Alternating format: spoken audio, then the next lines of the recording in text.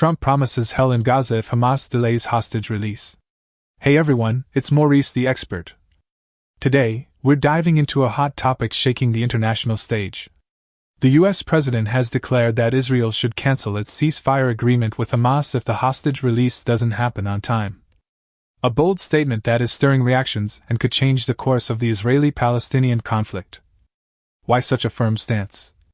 What could the consequences be? That's what we're going to analyze together. Stay with us, let's go.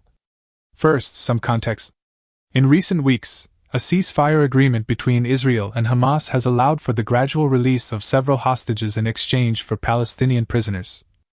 A fragile truce, under heavy international pressure. But now, the situation is once again on edge. Hamas is threatening to delay the next wave of releases, and this threat isn't going unnoticed.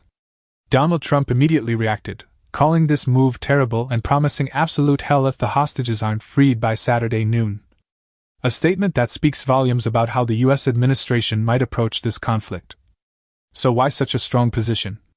Behind this declaration, there are several stakes. On one hand, the US is a longtime ally of Israel and supports its military operations against Hamas. On the other hand, American public opinion is divided on how the conflict is being handled, and growing pressure is mounting for the government to push for a diplomatic resolution. But for Trump, the priority is clear. No delays can be tolerated in the release of the hostages.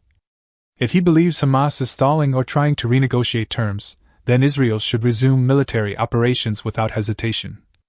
And if Israel follows this advice, what could happen next? First, military escalation. An immediate resumption of Israeli airstrikes on Gaza could trigger another wave of violence. Hamas could retaliate with intensified attacks, breaking the fragile regional balance once again. Next, international reactions. Many countries are calling for de-escalation. If Israel decides to restart its offensive, it could face strong criticism, especially from Europe and several Arab nations. And finally, the impact on negotiations. This pressure could force Hamas to speed up the hostage release but also push it to harden its demands.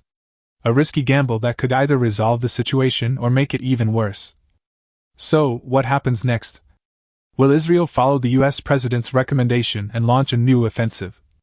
Will Hamas give in to pressure and release the hostages on time?